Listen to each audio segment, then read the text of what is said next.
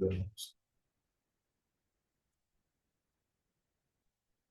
morning, students. You are welcome. I will be teaching you Chemistry 101.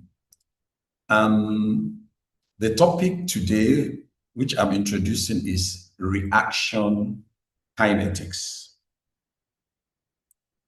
My name is Professor OAU Shurian.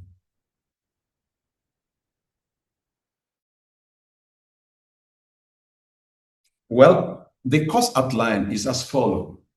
We will introduce reaction kinetics. We will define basic rate of reaction, order of reaction, and molecularity. We will do calculations involving initial rate, and then we will go to activation energy and Arrhenius equation. Well, these are the objectives of chemical kinetics. When I say objective, I mean at the end of this lecture, there are some things you need to know. One, you must be able to define the average and instantaneous rate of reaction. Express the rate of reaction in terms of concentration of either the reactant or the product with time. Describe with the help of graph reaction rate as a function of change in concentration of reactant or product with respect to time. We will also examine various methods that are used to monitor the rate of reaction. We will review the factors that affect rate of reaction. We'll define what is rate constant. Express the rate of reaction as a rate law, followed by distinguishing the difference between the order and molecularity of reaction. And finally, we will explain the use of collision theory, potential energy, and how to differentiate factors such as temperature and concentration affecting the rate constant.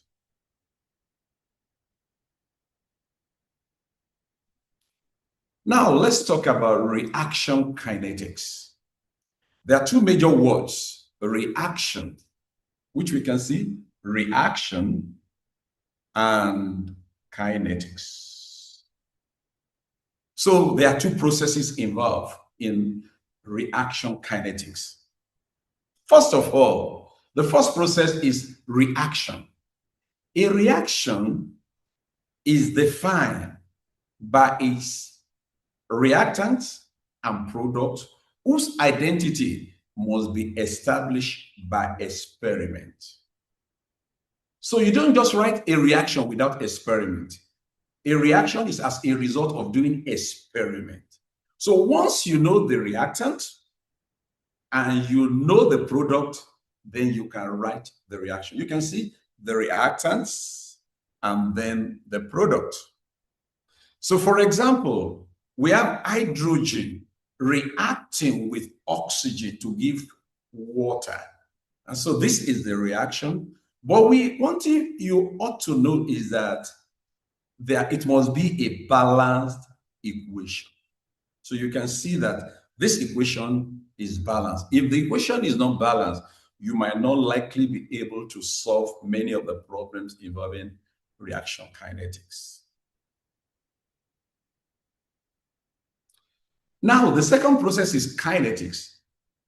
Kinetics means motion or movement. But in reaction kinetics, in chemical reaction, kinetics deals with movement of reactant molecules to form product.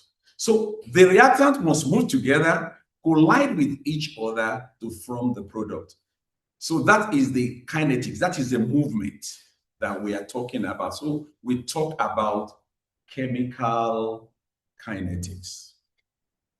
I want you to listen very well. I want you to get the lecture while we are still in class so that once you get the principle, you don't really need to cram chemistry. Chemistry is something that you grasp the principle. In chemical reaction, chemists are concerned with two issues. First, how fast the reactant changes to product. How fast the reactant change to product. And that will means the speed at which something change and is known as rate. So chemists are interested in the rate. The second is the extension to which the reaction is product favored. And I'm sure you have done that when you did chemical equilibrium, whether the product is favored or the reactant is favored. So the equilibrium reaction. So I want you to know the difference between in chemical equilibrium, we are still talking about reaction, but in rate of reaction, we are talking about how fast the reactant collide with each other to form the product.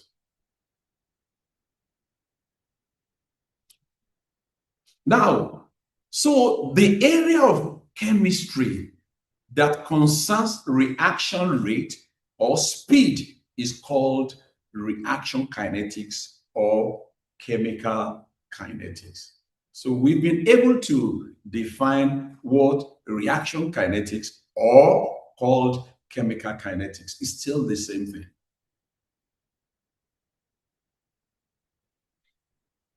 Another goal of reaction kinetics is what we want to talk about. In order to understand the steps by which a reaction takes place, we ask ourselves, what is actually happening at the molecular scale? What is happening? A collide with B, what will be the result? What species must collide to start the reaction? You know, in relationship, there must be, for you to have a friend who is close to you, there must be a day you met each other. That is the collision, just like molecules. So the species must collide to start the reaction. Another thing we will ask, what bonds are broken first? You know, reaction, bonds can be formed, bonds can be broken. So what are the bonds that are broken? And lastly, what is the nature of the intermediate? The intermediate. What are the products that are formed in between, which is not the final product? What are the nature of those intermediates? So this series of steps is called reaction mechanism. That is step by step at which the reactant goes to form the product. So those are what we called reaction mechanism.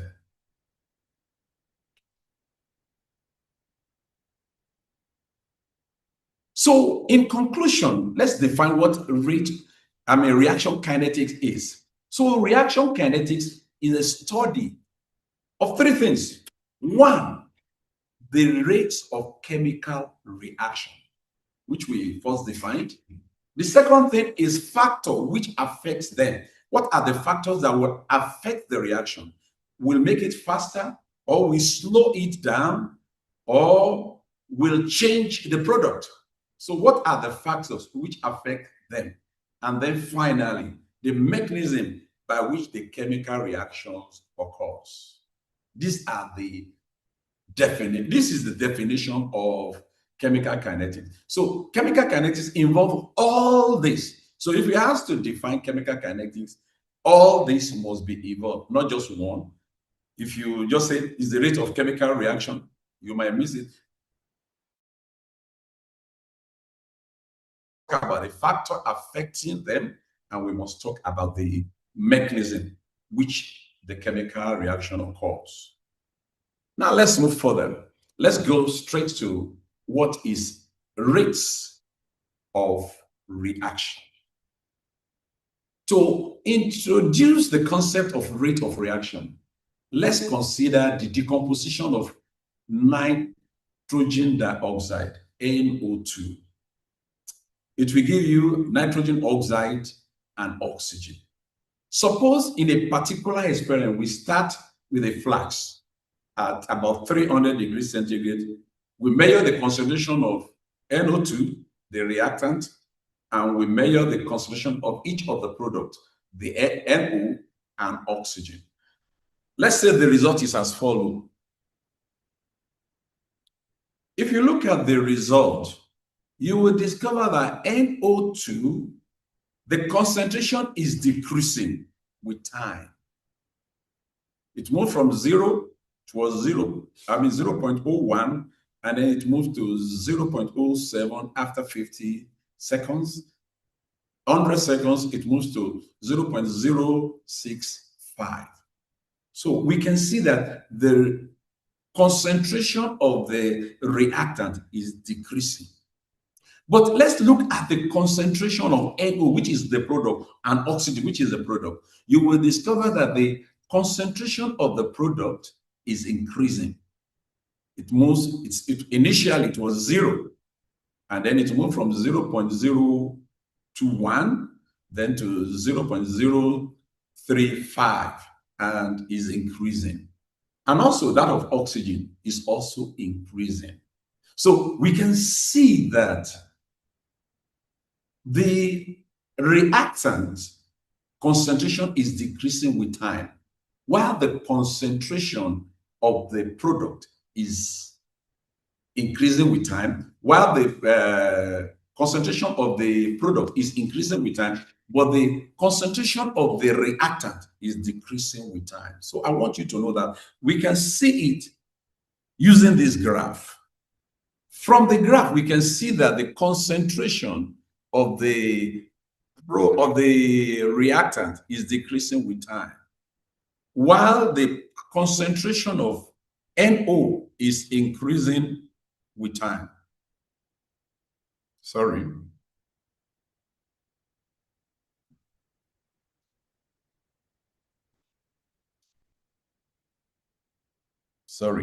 So you can see that it's decreasing with time, and the concentration of the product is increasing with time. You can see.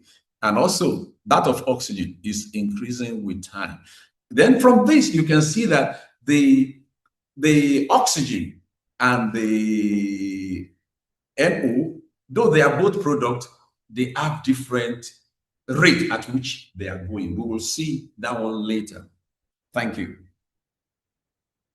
Now, let's define rate of reaction or reaction rate.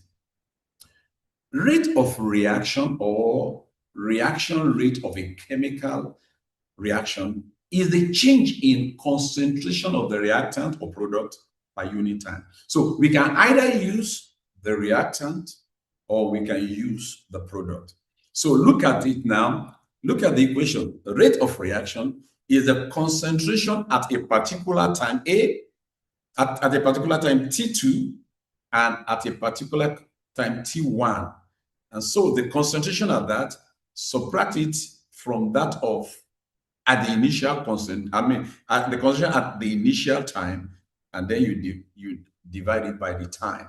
So you can see that AT2, AT, this one, you can see that you divide it by T1 minus T2. And so we can say change in A over change in concentration over change in time. Change in concentration over change in time. So the rate of reaction, just like when we talk about the rate of movement of a car, the distance over time. So in this case, we are using concentration. It's like our time. So the concentration that changes within the particular time. So I want us to note that so we can define rate of reaction. Now, let's do another definition, average rate. The average rate of the reaction over each interval is the change in the concentration divided by change in time. So if we know the concentration that has changed within a particular time, so you can find the average. So average rate over 50 seconds interval in the experiment we have just done, we will see it in the next slide.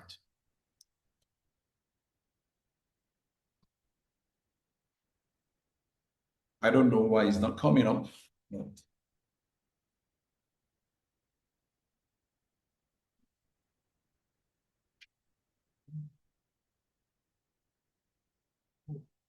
It's not up.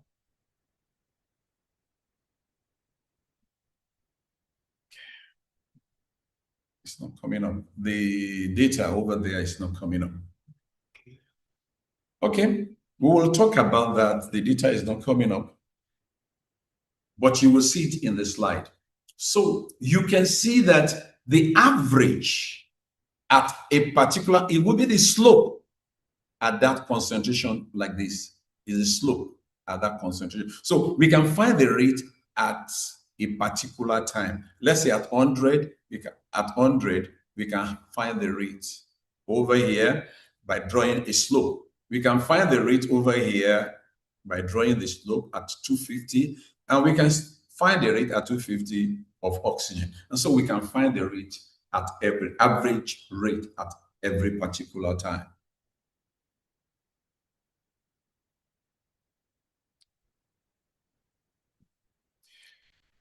Before I continue, let me give you the attendance code. 1. It is W B J U S. I repeat myself. W B J U S, all capital. W B J U S. That would be the attendance code, the first attendance code. I hope we are all through with that. For the last time, let me repeat it. W B J U S. Now, the value of the rate at a particular time is known as instantaneous rate. The value of the rate at a particular time is known as the instantaneous rate. So if we look at this, if you want to look at this particular time, we know the concentration, we know the time, we can get instantaneous rate. We can get instantaneous rate at T2, we can get instantaneous rate at T3.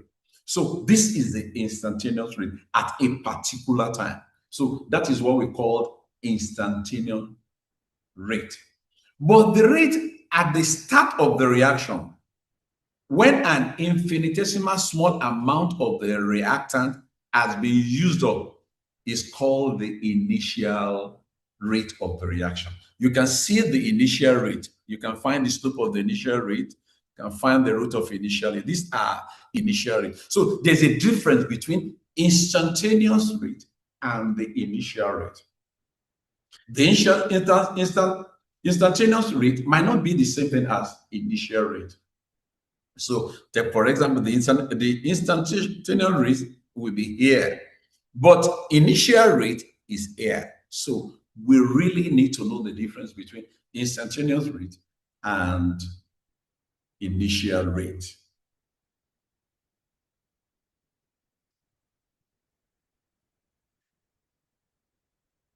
Let's go a bit further.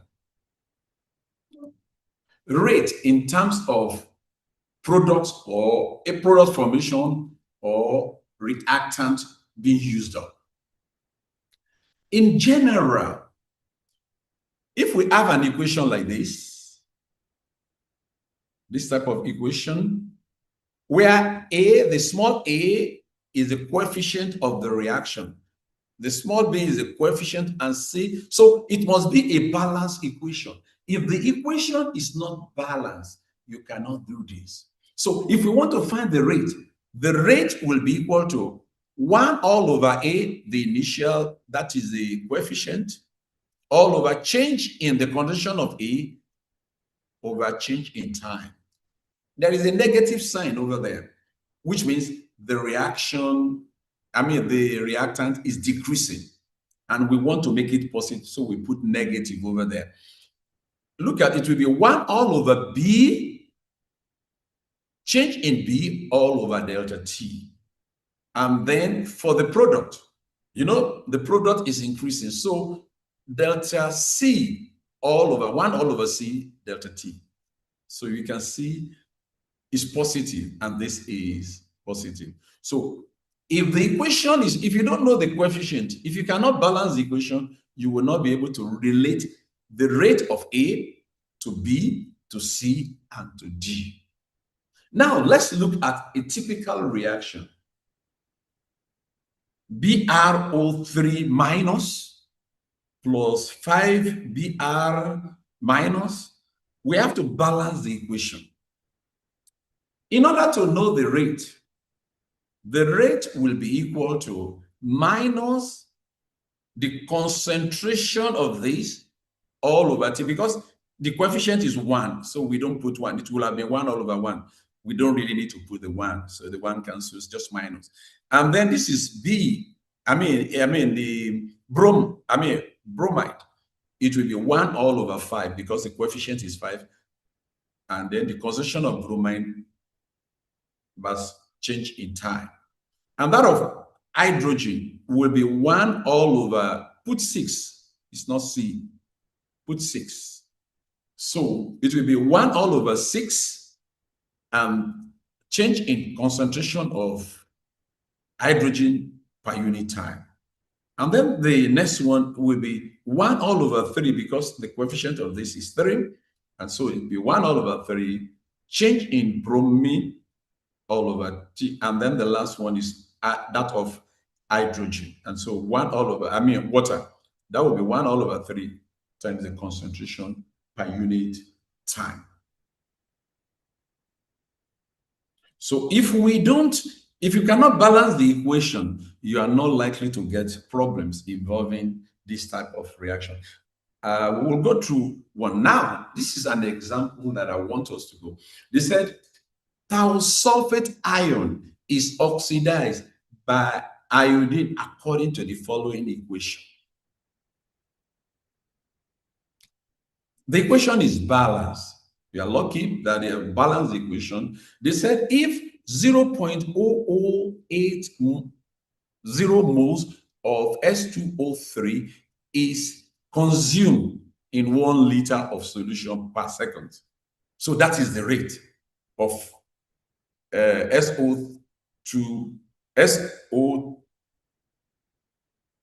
of this S2, no, remove this oxygen, S2O3 is consumed. What is the rate consumption? What will be the rate of consumption of iodine? And then after that, they want us to find the rate of formation of this and the rate of formation of this. If we cannot balance the equation, it will be difficult for us to solve. So take, for example, let's look at the solution.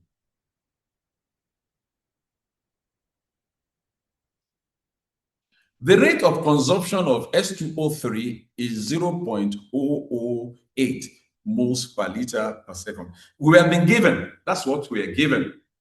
From the stoichiometry, we know that the rate is going to be 1 all over this, and this, and this, just like we have done like we have seen in the following example. And from this first equation, we can see that this and this, because we want to form, we know this but we want to know this.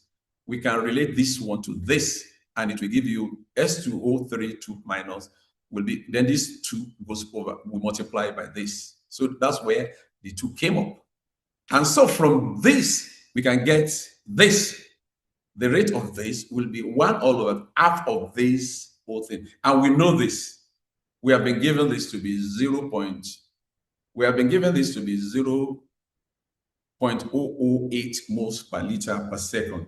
And so once we know that, it will be half of that, and that will give us the rate of formation of iodine. The use of iodine. And so this is the rate at which we will use the iodine. It will be just half of that from what we have got over here.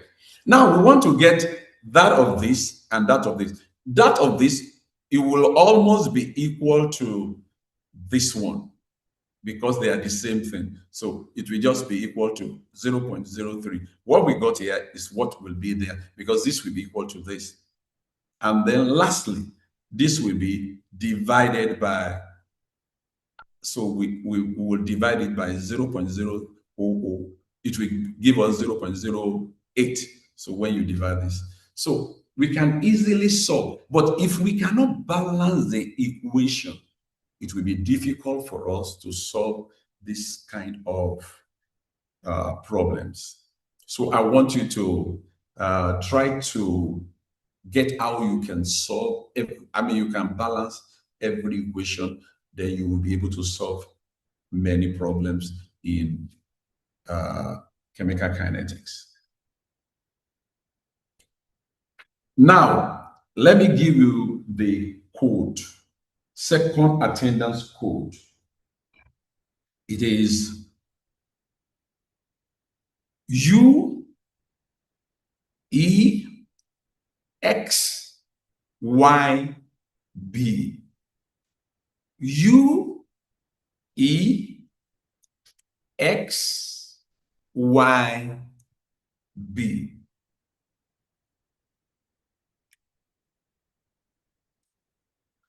For the last time, I will give you U E X Y B. Now, we want to talk about factors affecting the rate of reaction. These are the factors. Number one, the physical state of the reactants. So the physical state of the reactant will affect the rate of reaction. Number two, the concentration of the reactant will affect the rate of reaction. So if we change the physical state, it could increase the rate of reaction or decrease the rate of reaction. When you increase the concentration of the reactant, it can also affect the rate of reaction. Can either increase it or decrease it.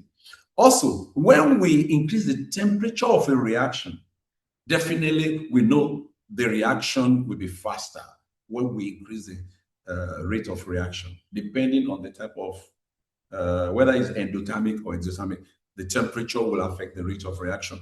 But most of the time, when you increase the rate of reaction, whether it's endothermic or exothermic, it will increase the rate of reaction. And then 4, the surface area and the size of the reactant. Then fifthly, the presence of catalysts.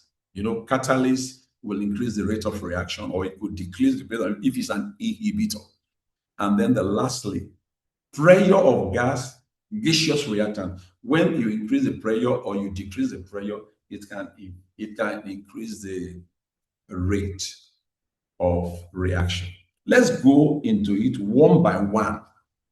Now let's talk about the physical state of reactant. Let's consider the reaction between barium chloride and sodium sulfate. And this is a reaction. There are two reactions. If the reaction is solid, can you see? We put solid. S means solid. Aqueous means water. Barium is solid. There will be no reaction. So the physical state will affect the rate of reaction. But if the reaction is in solution, like barium chloride in solution, sodium sulfate in solution, they will give you the following products. So you can see that when barium chloride and sodium sulfate are in solid, they do not react. The rate of reaction is zero. So there's no reaction taking place once they are solid. There's no way they won't. I mean, this is because the ions in solution are held in fixed position. They are not colliding with one another. They are in fixed position in the ionic lattice. So they are not interacting. So there cannot be any reaction without interaction. And so since the molecules are in solid and in their fixed position, they are not interacting. And so there will not be a reaction. Hence, no effective collision can occur between the ions in that solid state. However, in aqueous solution, the ions are mobile. They can move. They are free to move. And when they are free to move, they collide with each other. They collide with each other. Some of your classmates are your friends now.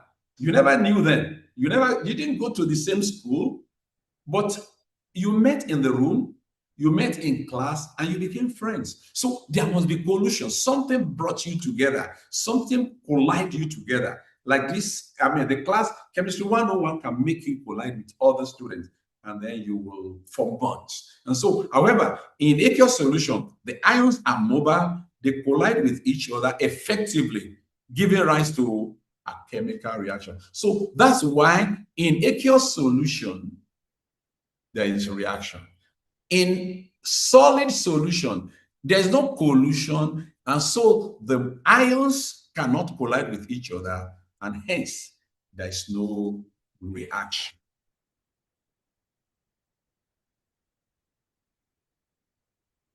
Now, let's talk about the second factor, concentration of reactants.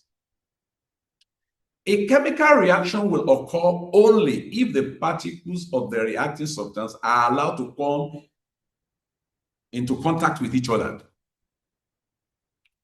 The rate will therefore depend on the frequency at which the particle collides. So the rate will depend on the frequency at which they collide. And this will also depend on the density of the concentration or the concentration. So if we increase the concentration, the possibility that they will collide will increase. Take, for example, in chemistry 101, it's a large class. It's a very large class. And the people you meet over there, you will always meet one person or the other because it's more crowded. And so there will be many friends you will have. So the more crowded the particles, the more they will bump on each other and the more the reaction will take place. So there can't be any reaction when the molecules or the particles are not colliding with each other. Just like human beings, when you are in a larger class, you tend to have more friends. But when you are in a few class, maybe you are only 4, you might not even talk to them and just have your class and go away. But in a large class, it will be so crowded that particles will touch each other. Somebody will do something that will make you notice him or and so these are some of the things. So when the concentration of reactant increases, they have the tendency to collide with one another and the reaction will become faster. So the more crowded a concentration, the more as you increase the concentration of reactant, the rate of reaction will increase. And so you can see the reverse. If you decrease the concentration of the reactant, what will happen? The tendency, the rate at which there will be pollution will be less. And so the reaction will slow down. And I want you to note that very, very well so that you will be able to. Now, and look at the concentration. Can you see the concentration graphically? You can see at this place, this is the rate. when the concentration is high. That is the rate. But look at this place.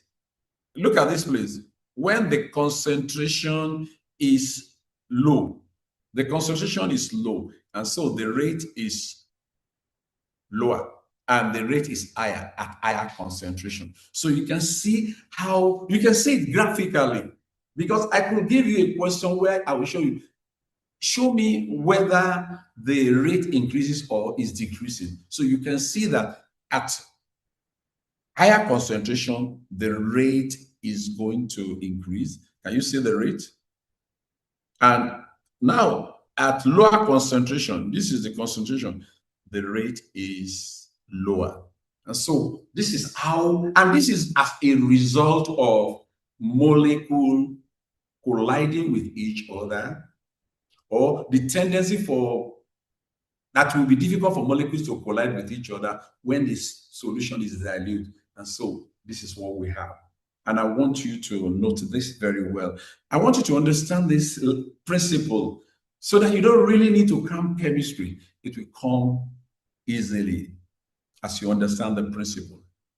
Now, the third effect is the temperature of reaction.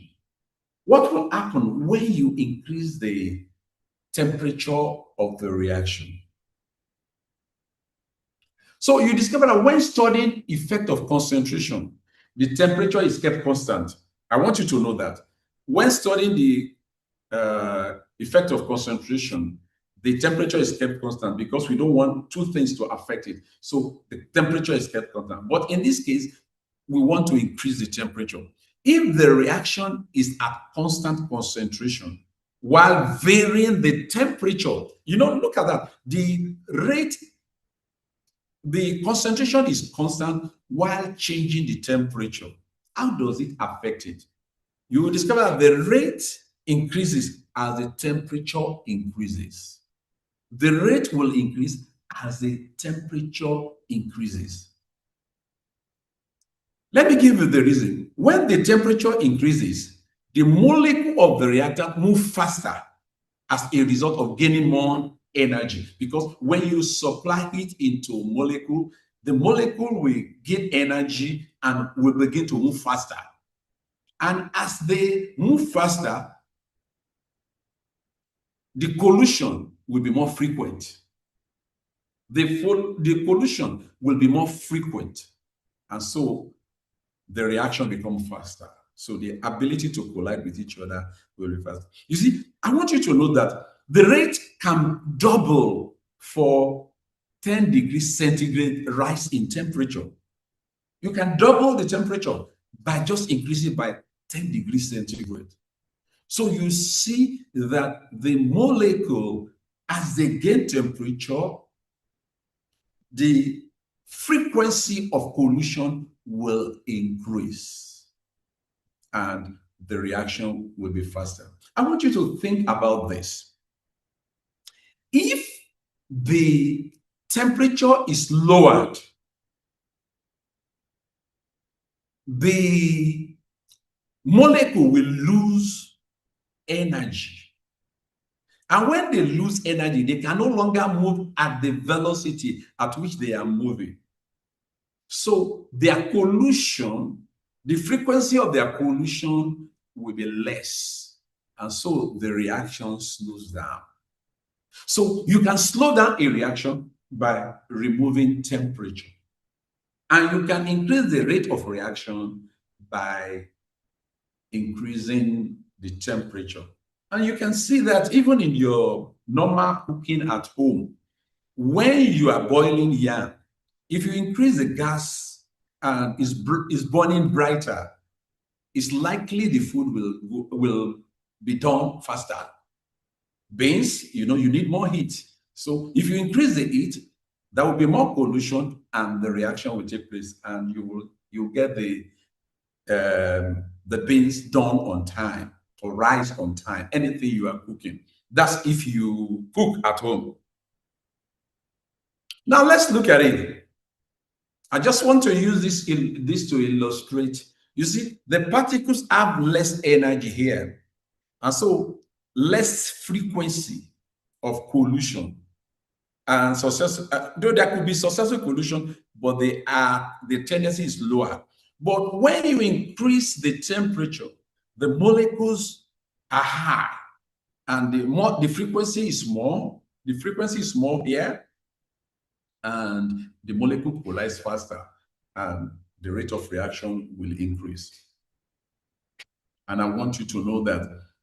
I don't want you to just cram things, and I want you to know it by the principle. The principle of increasing the temperature will increase the energy of the molecule. And once the energy of the molecule, the tendency to collide will be faster, just like this, will be faster. And so once there's more collision, there will be increase in the rate of reaction.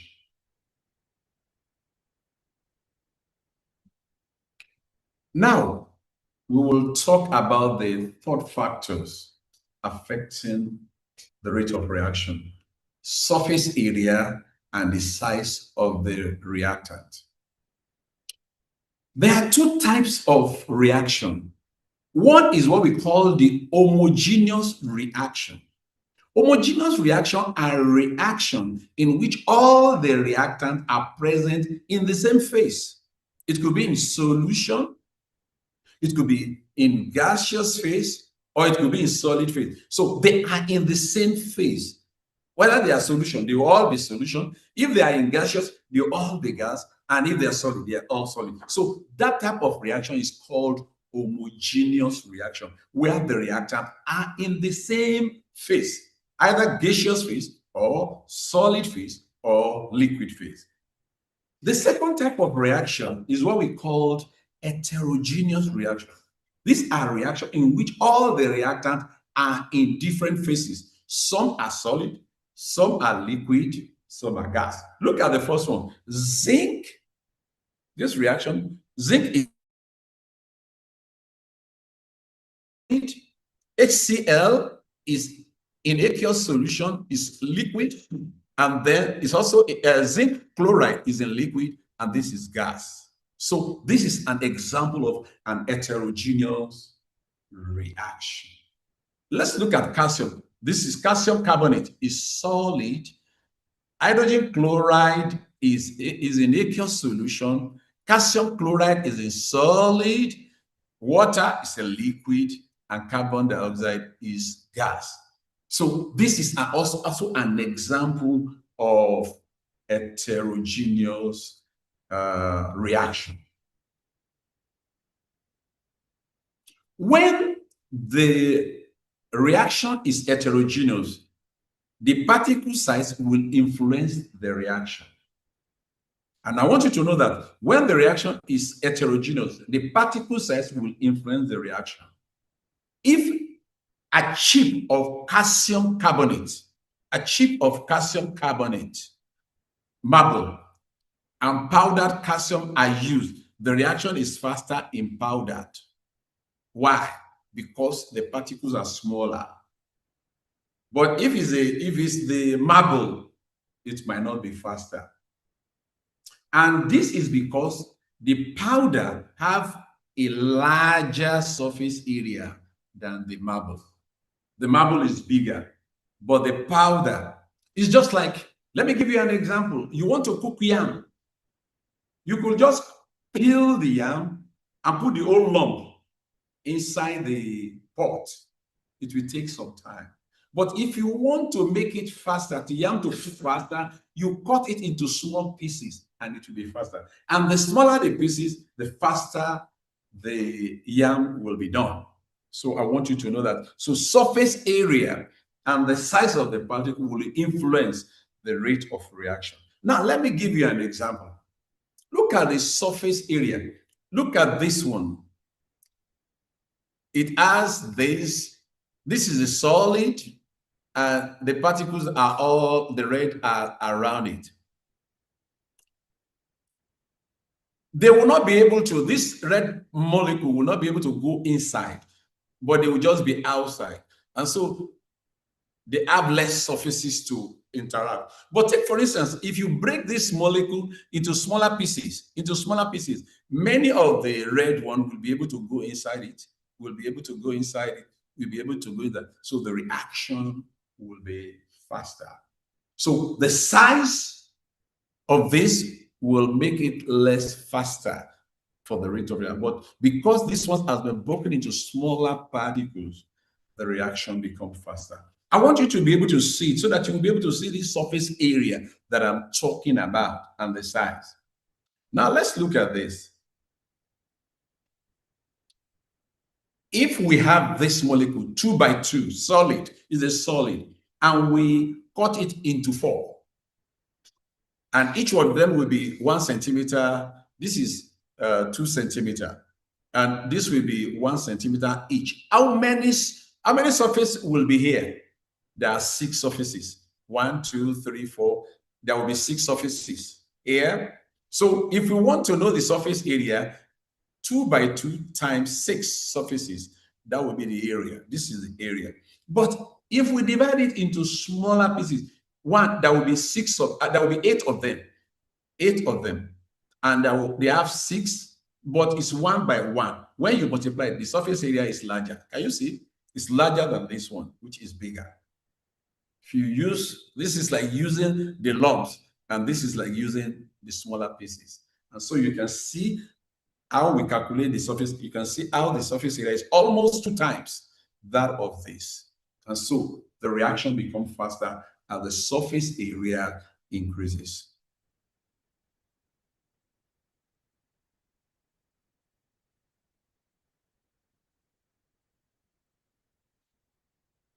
Fifthly, we want to talk about the presence of catalysts. We all know what a catalyst is. A catalyst is a substance which alters the rate of chemical reaction but remain chemically unchanged at the end of the reaction.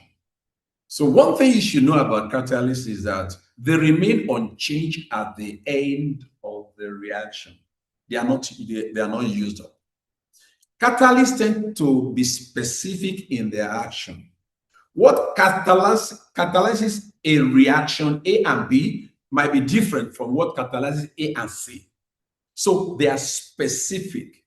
It's just like what makes you fall in love with somebody is different from what will make you fall into another person.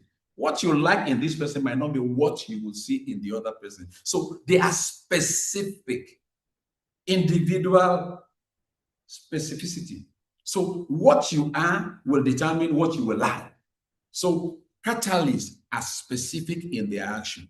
So the catalyst will change from one reaction to the other. We can't just say, oh, this compound is always a catalyst for any reaction. No, it cannot be. A catalyst which increases the rate of reaction is called a positive catalyst. But a catalyst which decreases the rate of reaction is called an inhibitor.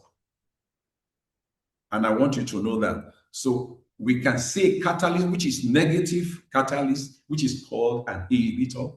A positive catalyst is called this thing. This might not be in your note, and that's why it's good for you to take note. A catalyst may change its physical nature during the reaction, but is chemically unchanged at the end of reaction. For example, magnesium oxide becomes fine particle at the end of the reaction. It was solid, but it will become quartz powder at the end of the reaction. They have changed physically in nature, but chemically, they are still the same thing.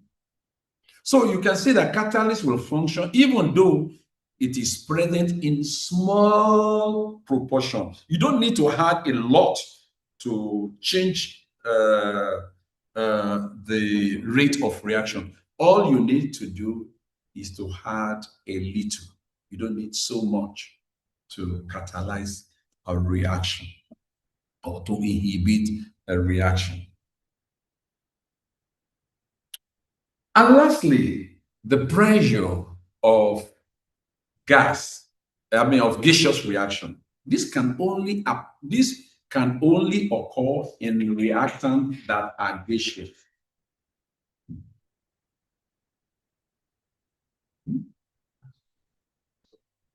Before I continue, let me give you the last code. The last code, then I will continue. The last code is V3E6E. I repeat myself. V3E6E.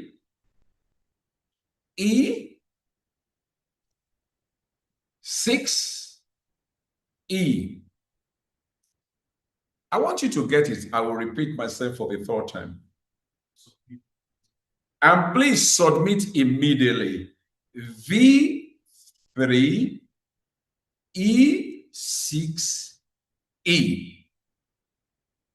I want you to do it on time.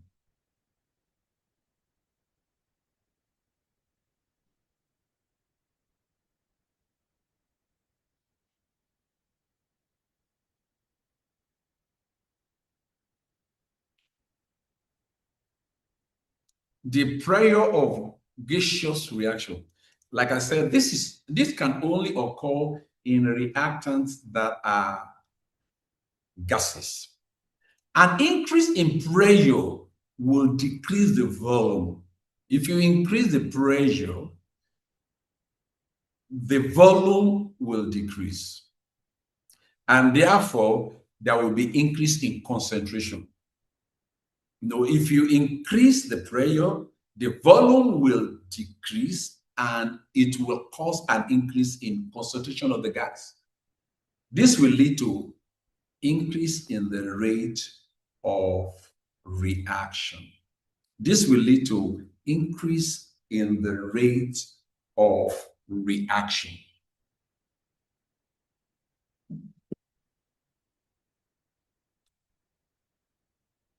Now let's look at this. Look at this gas. When we increase the pressure, the volume decreases because we push this down, and the volume will decrease, and so the concentration, because concentration also is number of molecules per volume, and the volume has decreased. So it will mean the concentration has increased. And the possibility of colliding with each other in a smaller volume will increase. And so the rate will increase. I would like to stop here. I want you to ask questions so that I can answer them. I would like to listen to some of your questions so that I can answer them before I go. Then we will continue on Friday. Any question?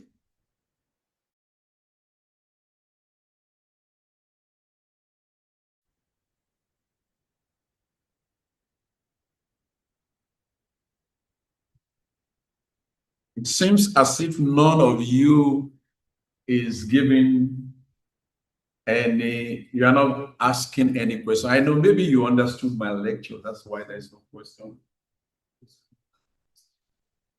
A positive catalyst is just a catalyst. It's a catalyst.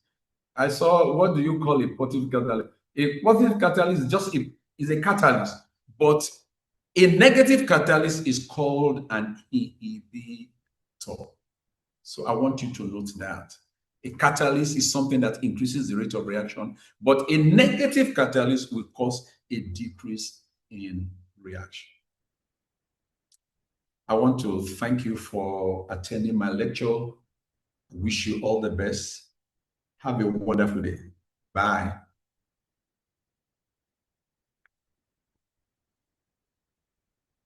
How was it?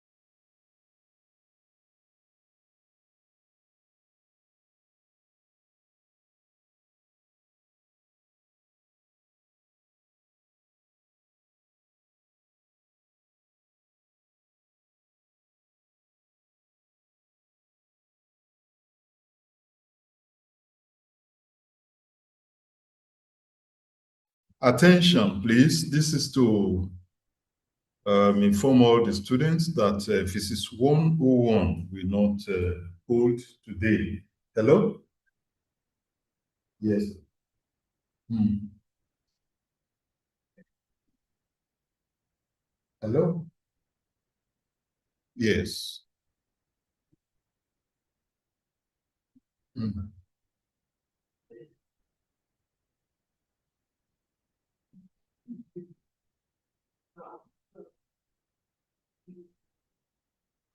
So please, can you call me back in 5 minutes, because I'm online something. Just 5 minutes. Okay. Please, let me tell you that I'm just trying to tell you that Physics 101 will not hold today. Physics 101 will not hold today. Thank you. Physics 101. 101 will not hold today.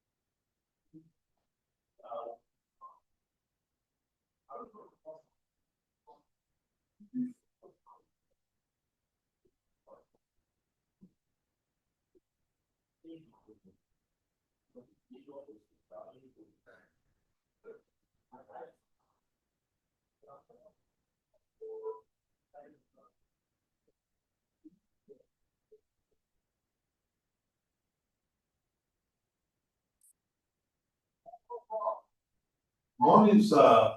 Ẹjọ́ ta ni wọ́n bá sọ̀rọ̀? Who am I speaking with, please?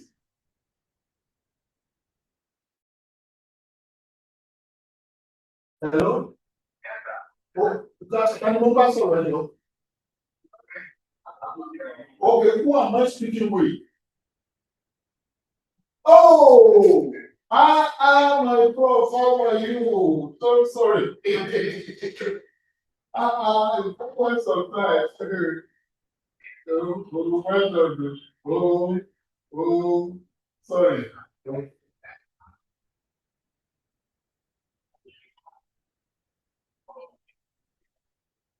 Eh? Okay, that give me criticism. That's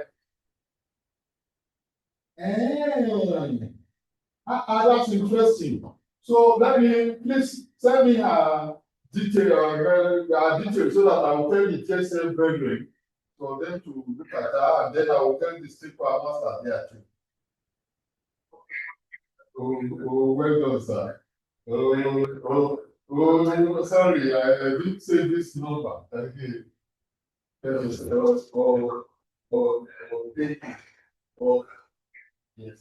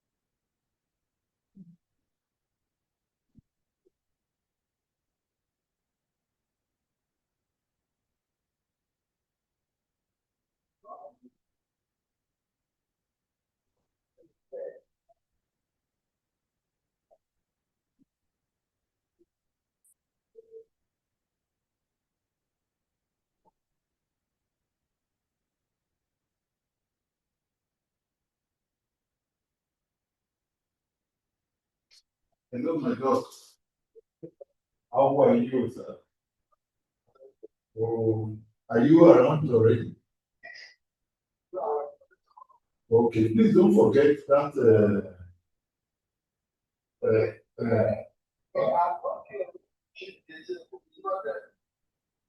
Please, you did, but you see a small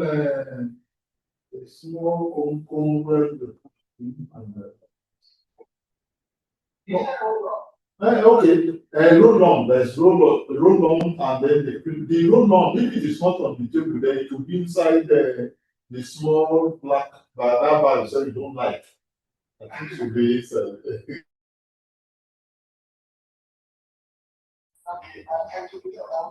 Okay, please. Let me go down. I need a toothbrush in the bathroom. In the bathroom, there was a toothbrush.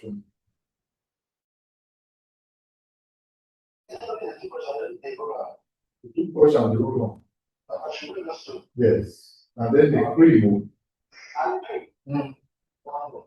Thank you very much. Oh, what of Prof? Well, thank you. Yes.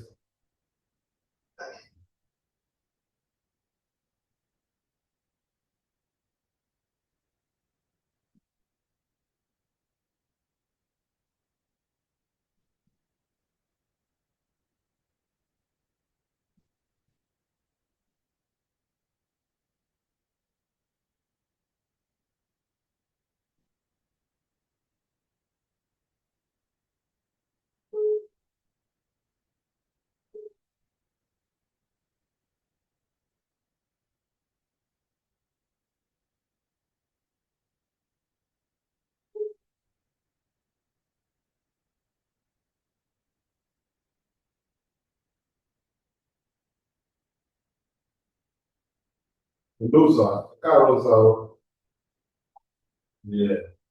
Ṣe Professor Soriyan láti prepare fún Òrùba ìtọ́jú máa ń lọ up and down, ó kàn lọ ba gbogbo náà the person there's nothing done, gbogbo fault something everything. Ó kàn bá onípò òkúté tí wá sí ìròyìn ìṣúná. Ó jẹ́ pé superior tó pé sí ní oníkan lè wá. So mo ṣe convert ọ́fíìsì òkè yẹn, mo ṣe convert ẹ̀ sí ilé yẹn tí mo gbé lẹ́tà ní lọ́fẹ̀ẹ́ ní ìmọ̀gbé òdòdó báyìí sẹ́jọ́. No, he delivered and he did very well. Even Professor Aderogun to agree to congratulate him. Because he very yeah, in fact, I think God helped us to solve that problem. But I'm making preview your answer.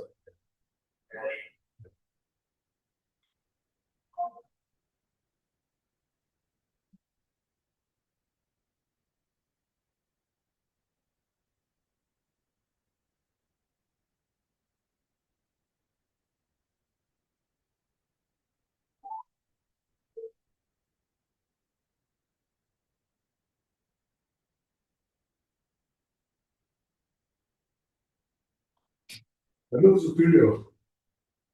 Oh, I've seen where that problem came from. Oh. It's on the wall, this wall, something, that box outside the wall there at the other plastic. So I told Prof, he was asking me if I doing that. I said, oh, well. I said, I told you. He said the thing must be quickly fixed because the Liberian, University Liberian, the public were coming to say it. So I don't know what do we do now.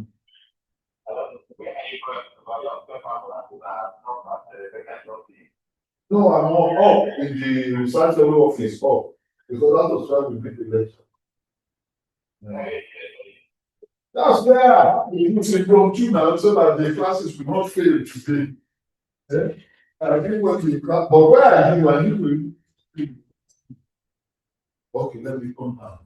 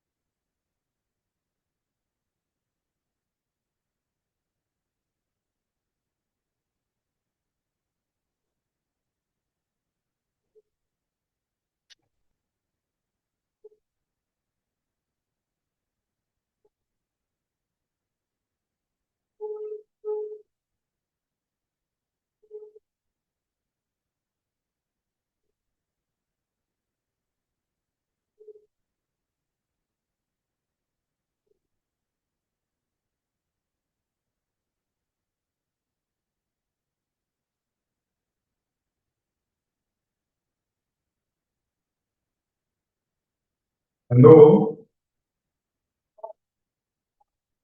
Yes, good morning. Somebody called me with this number. Okay.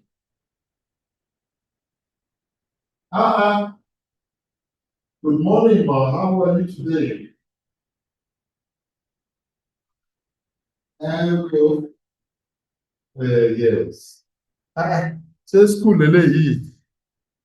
Níbo tó máa wá tẹ́lẹ̀, ó máa wá fún student education practice lọ́dọ̀. Oh. Nígbà kan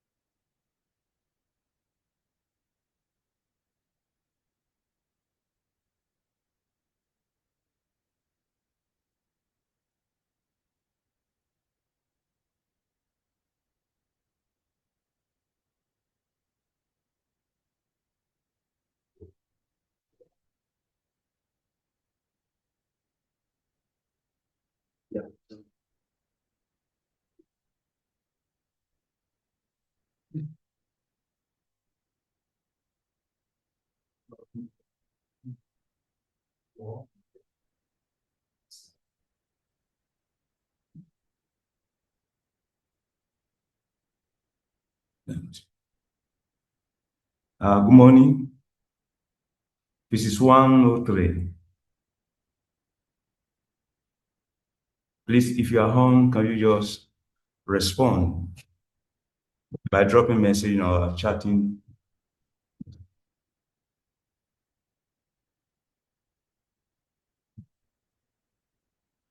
Are you there, please?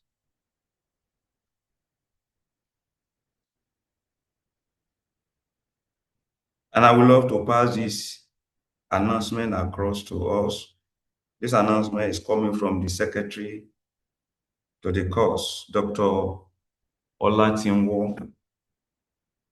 Your test, just as you have all known, is coming up on Friday. That is physics 103 test. And it's coming on Friday at the ICT 4 A and B by 7 a.m. And there's no batch, so you are all entering at once. So be careful of the time. Come by 7 a.m. So this morning we would love to round up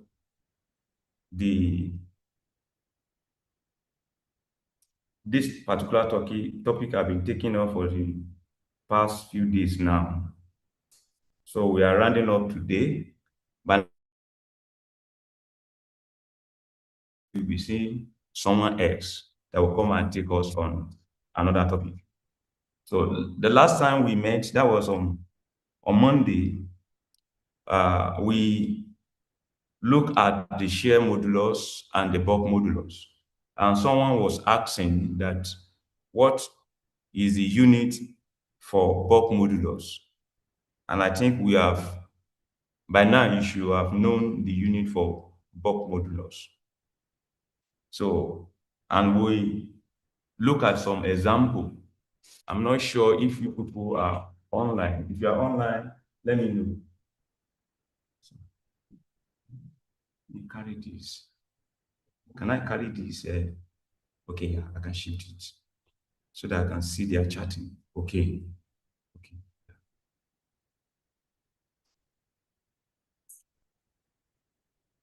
Oh, that's gone back. Yeah, his team is blocking the down so that I can see their chat if they are actually. This is your interface. Yeah.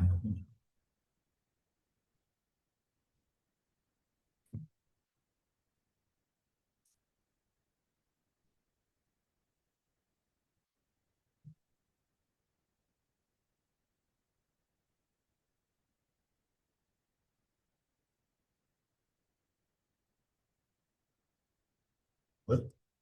Almost put it. Yeah, okay, responding. Okay. Yeah, responding now. I can see. Okay. Abigail Ajayi. Yeah, I can see. So now, I said the last time we met, we look at the share modulus, we look at the bulk modulus, and we saw some example. So today we'll be rounding up the class.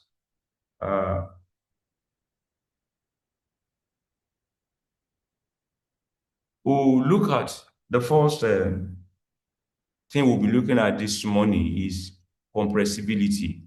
Compressibility. Compressibility is from the word compression or compress. When you compress a thing, you know what it means to compress a thing. Now, the reciprocal of bulk modulus is called the compressibility of the material. So when you find the inverse of the bulk modulus, that property of material is what we refer to as compressibility. And if you look at the table, that is the previous table, look at this table, you discover that water and mercury, the last two substances, you discover that they don't have Young modulus, they don't have shear modulus. They only have bulk modulus. If I may ask, why?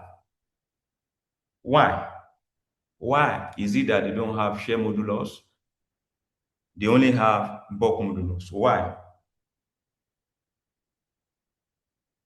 Why?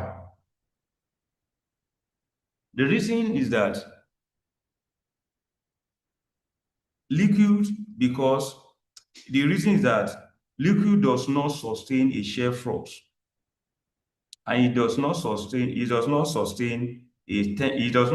shear stress, it does not sustain a tension stress.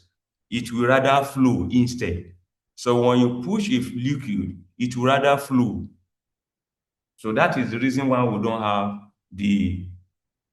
that's the reason why liquids, which is the mercury and the water on the table, that's the reason why they don't have shear or Young modulus. They only have bulk modulus.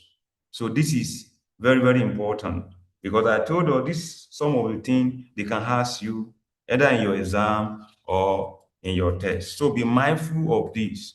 Be mindful of this. Be mindful of this. Our class today will be short. So I will just call the first code, because I'm rounding up this topic today, so I may not spend the whole 1 hour. So I will just call the first code of attendance today. The first code is FJ4. FJ4. Please. Yeah, I can see my people online now. Oba_90, Abigail Ajayi, Akinlodo. Okay, yeah. So now your first attendance code for today is FJ4. FJ, not G. FJ4. That's the first code. That's the first attendance today. Please, can someone put it on? It is Physics 103. Yeah, you are right. Happiness Ojo. Yes. Baskuta, you're right. Okay, that's FJ4. That's your first code, attendance code today. So now let's go back to our class. Okay, now compressibility. So it's the liquid. So the inverse of bulk modulus is what we refer to as compressibility. And I've told you the reason why liquids does not have liquids do not have shear modulus and Young modulus. So be mindful of that. So now let's now look at this, the material strength and comparison. Material strength and comparison. So you will see whenever you are dealing material, you can actually load their strength by the reason of this parameter we've been talking about for the past 1 week now. You can know their strength. So you can know their strength, and every material has maximum strength limit beyond which it can fracture. These limits differ based on type of stress applied. So you can see we've talked about tension strength, that is pulling apart. We talk about compressive strength, that is squeezing, and we talk about shear strength, that is sliding when you twist it in. So when you look at material, this property can actually be used to compare the strength of material. You know, concrete strength provide example as it is written on your screen. You can see values that are put there. Tension strength, that's so multiplied by 10⁻⁶ Newton per meter square. Compressive strength, 20 multiplied by 10⁻⁶ Newton per meter. So we have all these values to describe the strength of the material. And then you can see the diagrams that are put up here. So those factors are important. This parameter are important when you are making use of any material. So now, the engineers use large safety margin between working strength and fracture strength to prevent failure. So when engineers or any material specialists, when they want to use any material, you only leave a wide gap between the minimum, that is between the working strength and the fracture strength of the material. This is very, very important. This is the reason why we need, you as a person, in whatever field we have, we'll be making use of one material or the other. And having understanding of all these parameters, we definitely going to help us to have a safe use of material. Concrete fractures easily under tension and shear, but excel in compression. So now all these parameters will depend what kind of strength or what kind of force or stress a material can withstand. So now, so far so good, we have actually gone through a lot on the topic elasticity. And I think today is a week, up to a week now we've been on it, and we have looked at a lot of things. And by now, if you have been following, you should be able to respond to certain extent to any question that you come across with respect to elasticity. So I'm going to look at a working example for us. So we'll look at together. Let's look at this work example. Let's look at this work example. We'll look at it together, and we'll see the way they are solved. Then you can also so that when you meet a question like this, you'll be able to respond well also. So look at this question. Assuming that your modulus for bone is 1.50 multiplied by 10 raised to power 10 Newton per meter square.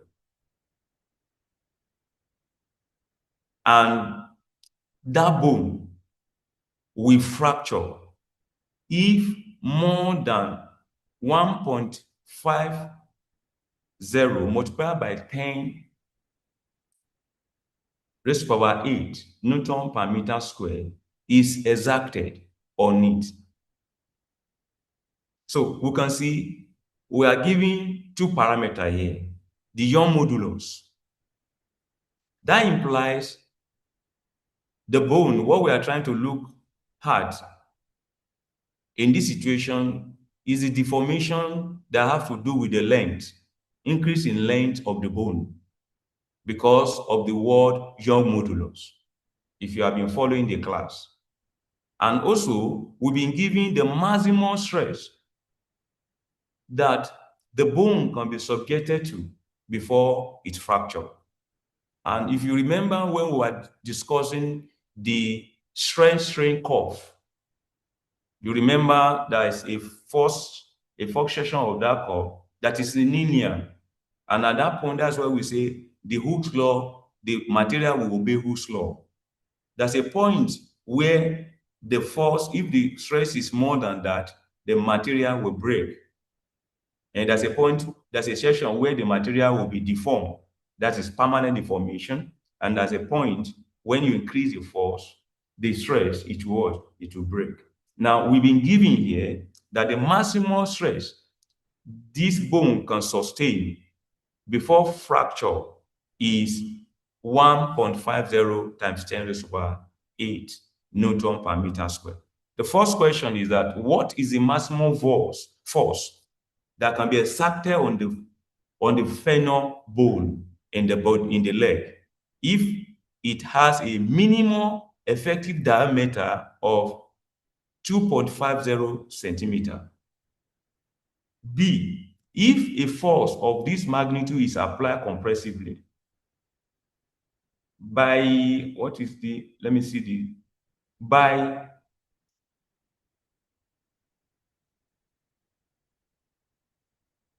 okay, is if a force of this is applied compressively? I think that's more question to that. Okay, let's look at the first question. Okay, maximum force before fraction. So what is the maximum force before fraction? You've been given the fracture strength maximum to be this, just as it is given to us in the question. We have the diameter, then you have told us several times, you can see that this diameter is given in centimeter, so you have to convert it to meter. then the diameter, the radius. You remember that the radius is equal to half of diameter, and that's why you have this. That you have the radius to be 0.0125 meter. Then you calculate the cross-section area, which is pi r squared. And by the time you do that, you get the area of the bone, the cross-section area of the bone. So the maximum force that you can apply before the bone will fracture is the maximum stress multiplied by the area. And that's what you have here. And the maximum force will be 7.363 multiplied by 10 raised to the power 4 Newton. So it's a straightforward question if you actually understand or the concept behind these parameters. So now that is the maximum force that can be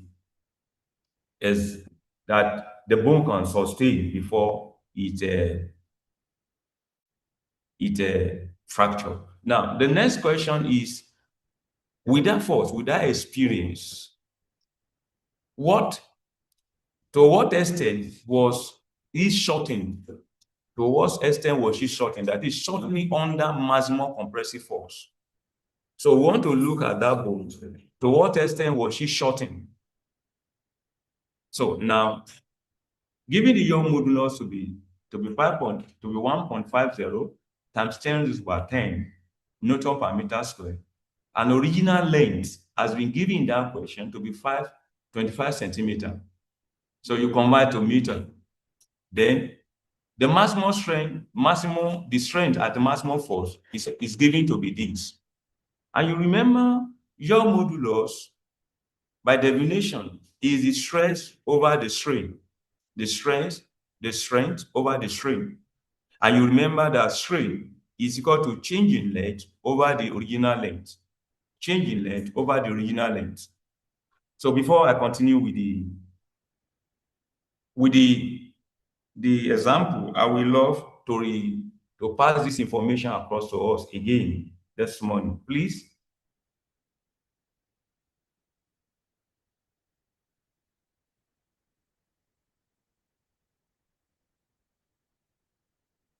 Someone is saying they know the drop slide. I think you have access to the slides in the archive. You'll get it.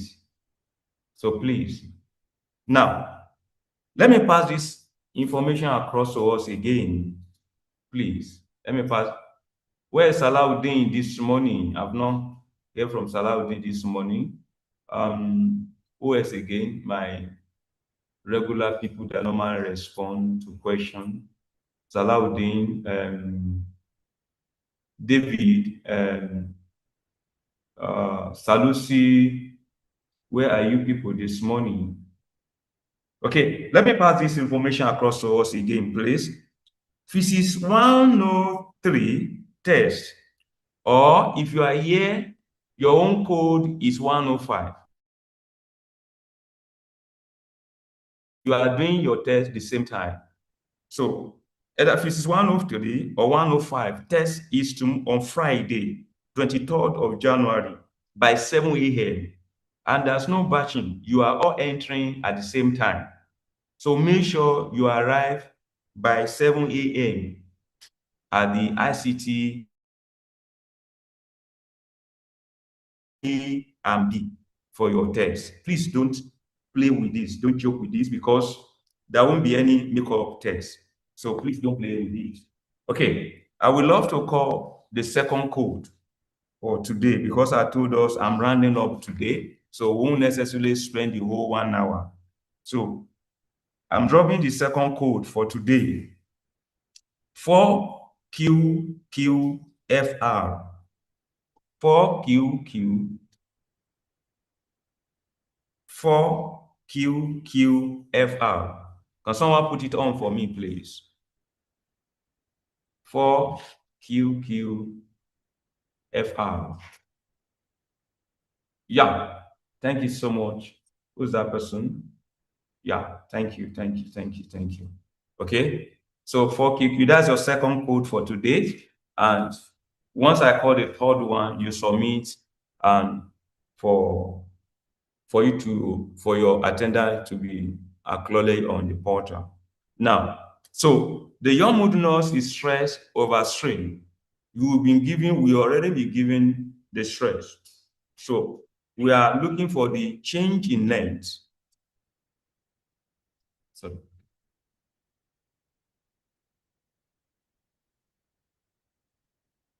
thank you. So okay. So now the change in length, if you look at the formula and you arrange the formula, you discover that change in length will be the strength, your modular multiplied by this, the original length. And that's how you get these parameters. This is the stress, this is the maximum strength, this is the modulus, this is the original length.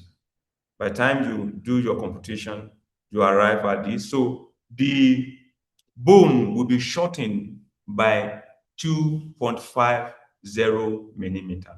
It will be shortened by 2.50 millimeter. So this is the end of this particular topic for this semester. So elasticity, and we have talked a lot on this topic. So I believe by now, whenever you have come across any question, you should be able to respond confidently, either a calculative question or a theoretical question. So please, this is the end of this lecture for this particular topic. So by next week, someone else will be coming to take us on another topic that is part of 103. I believe be patient. You said the course archive is empty. Be patient. They will definitely drop it for you. The experts are working on it, and they know. By the time I'm done with the class today, they will definitely upload it there. So just be patient, please. Be patient, please. So the next topic will be coming up next week, and someone else will be coming to take us through. So, okay, now they said on the archive, click on my drive. Click on my drive. You will see various courses, you see various slices there. On the archive. On the archive, click on my drive. Please, can someone do that and let us see what happened, please?